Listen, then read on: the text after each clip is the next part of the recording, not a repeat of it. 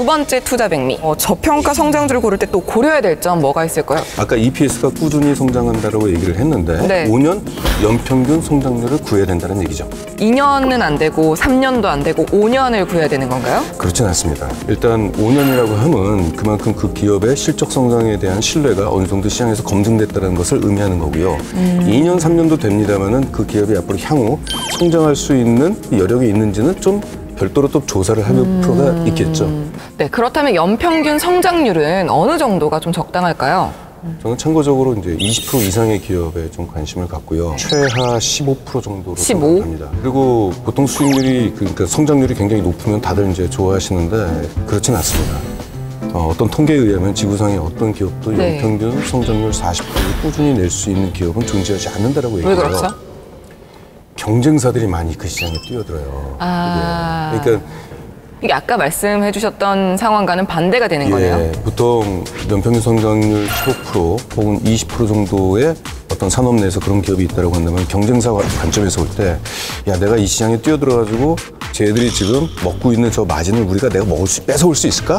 약간 고민되는 부분인데 40%다 그러면은 앞뒤 안 보고 뛰어들죠, 사실. 무조건 나눠 먹을 수 있다고 판단하는 거군요. 가령 과거 이제 10년 전에 네. 전 세계에서 가장 성장률이 높을 거라고 기대를 모았던 산업이 태양광 산업이었습니다. 아, 그랬었죠. 결국은 많은 기업들이 뛰어들고 경쟁이 치열하다 보니까 가격 경쟁에 빠져가지고 그 당시 세계 1위 태양광 업체인 중국 기업이 부도가 났습니다. 그리고 지금 국내에서도 태양광으로 지금 수익을 내는 기업들이 지금 없지 않습니까? 바로 이런 것 때문에 그렇죠. 그래서 제가 볼 때는 최하 15%에서 한 30%까지 30%, 구간까지. 예. 15에서 30%까지. 이 정도 성장률이면은 굉장히 안정적으로 성장할 수 있는 그런 기업이라고 볼 수 있습니다. 네, 지금 차트가 하나 준비되어 있는데 이 크린앤사이언스는 어떤 건가요? 일단 이 기업은 이제 필터를 제조하는 기업이에요. 그러니까 네. 자동차 에어 필터하고 이제 오일 필터를 제조했던 기업이고 국내 1위 독과점 기업입니다. 자, 지금 매출액 올라가시는 거 보십시오. 굉장히 지금 크게 올라가고 영업이익률까지 크게 올라가고 있죠. 네. 그럼 아까 EPS에 주목해야 된다고 말씀드렸죠. 주당 순이익. 자, 주당 순이익이 무려 연평균 39%씩 올라가고 있어요. 이게 연평균 39%라는 것은 은행에다가 이 적금을 들면은 이자가 연평균 39%씩 복리로 올라간다는 얘기거든요. 이런 기업을 놓치면 안 되죠. 이런 기업도 역시 네.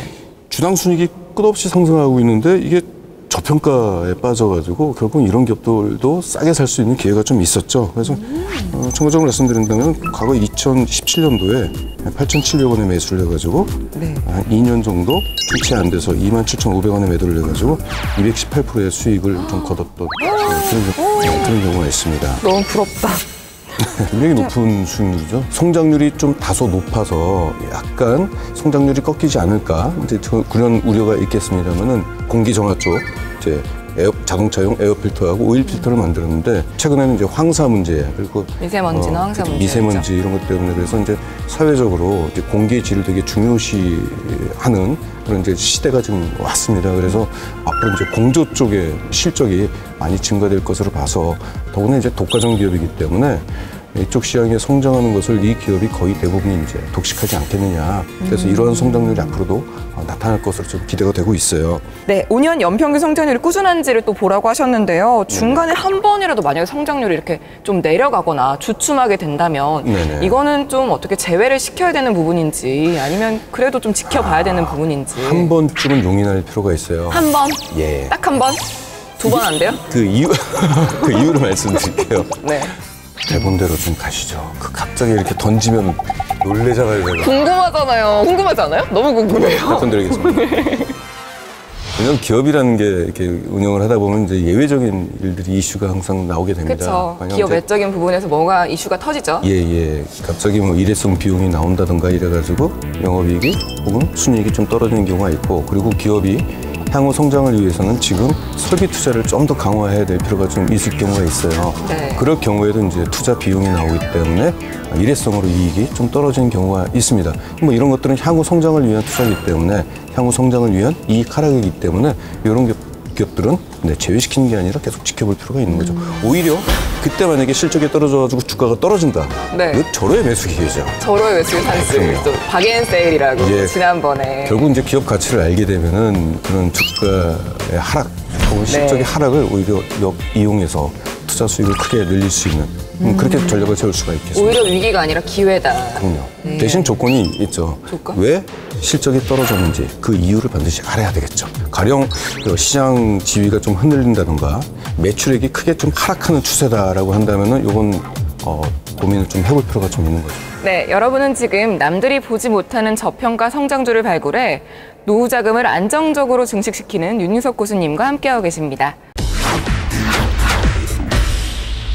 네, 그렇다면 고수님, 이익이 꾸준히 증가하고 연평균 수익률이 15% 이상, 네. 5년 연속으로 꾸준히 성장하는 기업이 있다면 예. 이 주를 저평가 성장주로 봐도 될까요? 아니면 다른 또 확인해야 될 게 있을까요? 이러한 기업을 발견하게 되면은 그 다음부터 그 기업을 싸게 사는 게 중요하죠. 물론 적절한 시점에. 그 정도로 성장하는 기업을 적정 주가에 사도 괜찮습니다만은 좀 더 우리가 높은 수익률을 얻기 위해서는 네. 싸게 사는 게 좀 중요하겠죠. 이때 봐야 될 것이 PER입니다.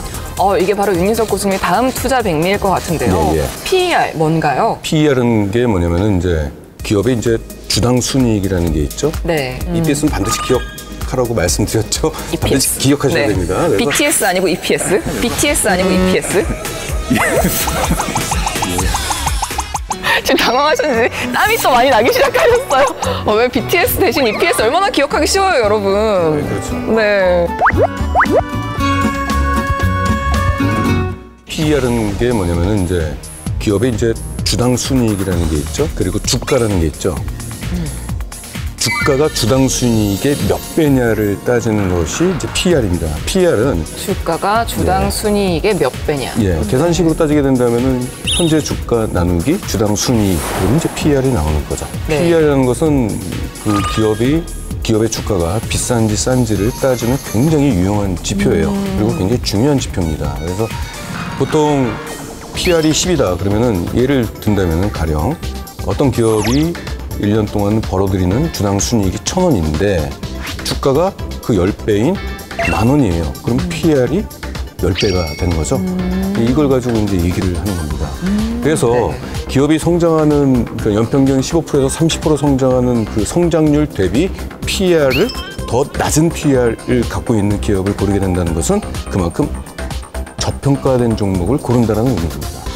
네. 그렇다면 이 PER에 대해서 용어들이 좀 어려운 것 같거든요. 예. 설마 이것도 계산을 직접 해야 되는 건 아니죠? 그렇지 않습니다. PER은 웹사이트에 모두 나와 있습니다. 웹사이트에서 이렇게 쉽게 찾을 수 있는 항목이었군요. 예.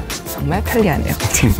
그래서 결국 이제 우리가 지금 PER에 대한 개념을 좀 살펴봤는데요. 싸게 산다는 의미는 과연 뭐냐? 성장률보다 주가가 낮은 기업을 사는 것을 싸게 산다라고 얘기하는데 즉 EPS 성장률보다도 PER이 낮은 기업. 가령 EPS 성장률이 연평균 20%씩 증가하는데 PER이 10밖에 안 된다. 그럼 이거는 굉장히 저평가된 종목이라고 볼 수가 있겠습니다. 그렇군요. 네. 그렇다면 이익 성장률보다 낮은 PER 종목을 좀 예시를 들어서 설명을 좀 부탁드릴게요. 일단 대한약품 자료를 먼저 좀 앞서 봤던 그걸 보겠습니다. 연평균 EPS 성장률이 30%예요, 무려. 그렇죠. 근데 이 PER 밴드를 좀 보시게 된다면은 PER이 높았을 때가 11. 이게 성장률의 지금 절반다는데요. 네. 그러니까 이런 것들의 연평균 성장률이 30%씩 앞으로 계속 꾸준히 나오게 된다고 한다면은 이 PER의 합리적인 PER은 30배가 돼야지 됩니다. 근데 지금 10배 정도 수준에도 지금 못 미치는 거라고 한다면 성장률 대비 반값도 안 되고 있다는 얘기죠. 이게 굉장히 지금 저평가된 거거든요. 바로 이런 기업을 싸게 살 수 있다는 얘기죠. 이게 바로 저평가 성장주군요. 예, 그렇습니다. PER을 확인하니까 확실하게 눈에 딱 들어오네요. 그렇다면 대한약품에 이어서 이거 다음 크린앤사이언스도 확인해 볼까요? 네, 이 종목도 볼게요. 이 연평균 성장률이 앞서 말씀드렸듯이 39%나 되고 있어요. 네. 근데 PER을 보시게 된다면은 과거에 한 4, 5년 동안에 PER이 고점이 한 18 정도밖에 안 되고 성장률이 39%인데 네. 성장률 대비 굉장히 지금 싼 거죠. 근데 18도 괜찮은 거예요? 10보다는 훨씬 벗어났는데? 그러니까 이게 PER이 높다 낮다는 것은 절대적으로 판단하는 게 아니라 이 기업은 PER 20이고 이 기업은 10이다. 10이다. 그러니까 이 기업이 더 저평가된 거 아니냐. 이게 네. 이 논리가 아니고요. 그 기업의 성장률하고 비교를 해야 되는 게 맞습니다. 성장률의 절반이 예. 안 되는 그러면은 좋은 그러면 거죠. 반값에 사는 거죠. 굉장한 거죠. 그런 확실하게 저평가주는 가령 매년 20%씩 EPS가 증가하는 기업을 1년만 들고 있으면 그 다음 기대 수익률이 20%입니다. 네. 근데 이런 기업을 30% 싸게 샀다고 하면은 그 다음 기대할 수 있는 수익률이 무려 76%로 확 뛰게 돼요.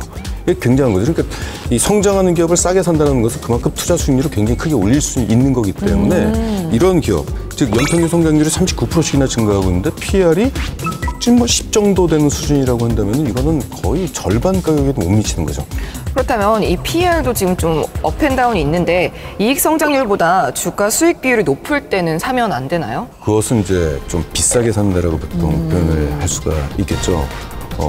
보통 시장에서는 이익 성장 대비 조금 주가가 좀 고평가된 종목도 있고 저평가된 종목이 있어요.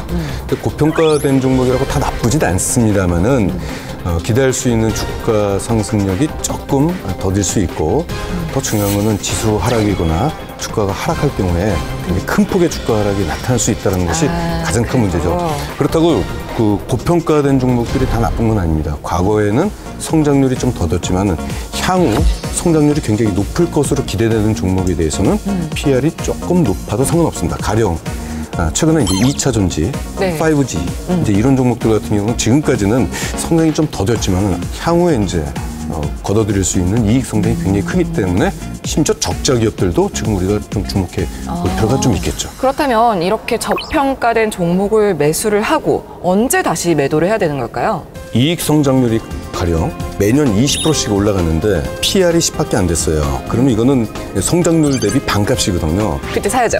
그러면은 네. 이때 사고 그러면 주가가 만약에 오르게 되면은 그 성장률에 근접하는 PER, 즉 성장률이 20이니까 PER이 20 근처에 가게 된다면 이게 적정 주가에 도달하는 겁니다. 이때 팔면 되는 것이죠. 그렇군요. 예. 임유석 교수님께서 매수를 했던 종목 중에 설명을 부탁드릴게요. 일단 코엘 패션이라는 기업입니다. 이 매출 성장과 이익 성장이 앞으로 꾸준히 지금 나오고 있고 2018년도 주당 순이익 추정치를 보게 된다면은 과거보다 굉장히 높은 성장률을 좀 기록을 하고 있어요. 네. 제가 그때 분석을 해봤을 때 그때 당시는 연평균 성장률이 약 12% 정도 되고 있는데 주가는 턱없이 낮았어요. 네. 추정 PER이 7.5입니다. 그러니까 성장률이 10인데 PER은 7.5 정도 수준이기 때문에 저평가에 빠진 거죠. 이런 기업들의 PER, 목표 PER을 어떻게 잡았느냐. 네. 이게 보시면은 과거에 높았던 경우도 있고 PER이 낮았던 경우도 있죠. 그쵸. 이때 한 중간값으로 잡습니다. 그래서 이런 기업들 같은 경우는 뭐 4,460원에서 가지고 7,140원, 수익률 60%, 굉장히 높은 수익률이죠. 이런 것들을 기록할 수가 있었던 거죠. 이걸 먼저 알았어야 됐는데 안타깝네요. HL 사이언스 같은 경우는 이제 건강기능식품을 만드는 거고 여성 갱년기에 좋은 석류 제품을 좀 공전의 히트를 지금 치고 있는 기업입니다. 네. 이 기업을 한번 볼게요. 매출액을 보시게 되면 2018년도 3분기까지의 매출액이 무려 전년 실적을 다 넘어섰어요. 보통 이제 갑자기 분기가 이렇게 왜 성장을 한 거죠? 장사를 그만큼 잘했다는 얘기죠. 실적이 이만큼 좋아졌다는 얘기입니다. 네. 주당 순이익은 무려 전년 동기 대비 153%가 증가를 했어요. 154. 예, 굉장히 높은 수익률이죠. 네. 이 기업은 제가 기업을 처음에 이제 분석할 당시 절대적인 PER 수치는 좀 높았습니다만은 네, 47까지 가네요. 예, 성장률이 워낙 높았기 때문에 그 성장률 대비 주가는 저평가됐다라고 이제 판단이 됐던 거죠. 33,900원에 매수를 해가지고 81,000원, 수익률 100% 이상을 좀 기록을 했었습니다.